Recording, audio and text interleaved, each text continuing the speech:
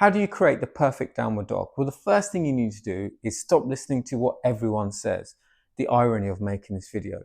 It's really simplistic, but it's just made complicated by people on the internet who just love to complicate things because it makes them appear knowledgeable.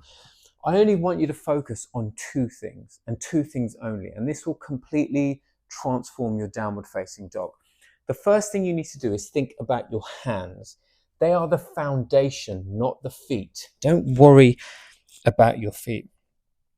Focus on your hands, and then what you need to do is breathe in and out of your nose. As you breathe in, allow your body to ease off so your lungs fill up. As you breathe out, there, push your hands into the ground. Breathe in, breathe out. Breathe in, breathe out. So you're only creating that upside down V shape on your exhale.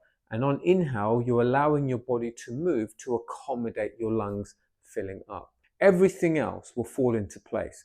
What your feet are doing, whether your legs are straight or whether they're bent, none of that matters if you're not focused on the fundamentals, the basic.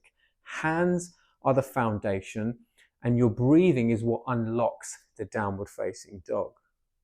And once you get the basics nailed down, once you're really comfortable with using your hands, remember, really use your fingertips. Don't just rest on them, use them.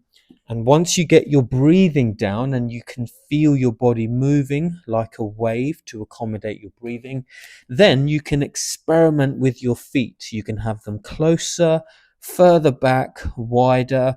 Just experiment until you find the version of the pose which best accommodates you. And stop listening to influencers. It's only ever wrong if it hurts. If it doesn't hurt, perhaps you're just doing something which is best suited to your body. If you're confused with yoga poses, simplify them down to two things. Find the foundation of the pose and then think about your breathing. Don't forget to check out akramyoga.co.uk.